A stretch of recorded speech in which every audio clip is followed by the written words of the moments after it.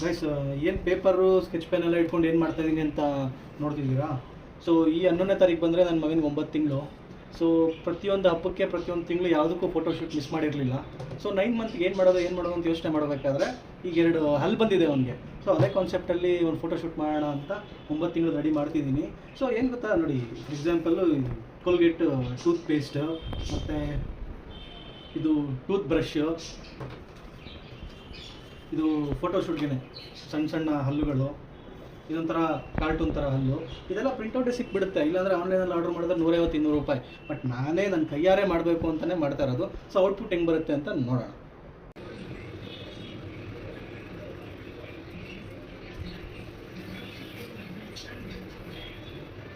Guys ಇದಕ್ಕೆಲ್ಲ actually paint ಮಾಡ್ಬೋದಿತ್ತು, blue colour red colour ಎಲ್ಲ. ಇದು ಪೆನ್ನಲ್ಲಿ ಈ ಥರ ಮಾಡಿದಿರಾ. ಬಟ್ ನಂದು ಪೇಂಟ್ ಬಾಕ್ಸ್ ಎಲ್ಲ ಅಲ್ಲಿ ಊರಲ್ಲೇ ಇದೆ. ಸೊ ನಾನು ಹೋಗೋದೇ 11th ಹೋಗೋದು. ಸೊ 11th ಹೋಗಿ 11th ಮಾಡೋದಕ್ಕಾಗಲ್ಲ ಅಂತ ಇಲ್ಲಿ ಇರೋದ್ರಲ್ಲೇ ಗೀತಾಪ್ರಿಯ ಹತ್ರ ಏನೇನಿದೆ ಬ್ಯಾಂಗ್ಳೂರಲ್ಲಿ, ಅದರಲ್ಲೇ ಅಡ್ಜಸ್ಟ್ ಮಾಡ್ಕೊಂಡು ಮಾಡ್ತಾ ಇದ್ದೀನಿ. ಸೊ ಸ್ವಲ್ಪ ಕೆಲಸ ತೊಗೊಳುತ್ತೆ. ಪೇಂಟ್ ಇದ್ದಿದ್ರೆ ತುಂಬ ಈಸಿಯಾಗಿ ಆಗ್ತಿತ್ತು. ಗೈಸ್ ಸದ್ಯಕ್ಕೆ ಸ್ಟಡಿ ಮಾಡಿ ಇಟ್ಕೊಂಡಿದ್ದೀನಿ. ನೋಡೋಣ ಅಲ್ಲಿ ಹೋದ್ಮೇಲೆ ಇನ್ನೇನೇನು ಬೇಕು ಅಂತ ನೋಡಿ ಆಮೇಲೆ ಬೇಕಾದರೆ ಮಾಡ್ಕೊಳ್ಳುವ.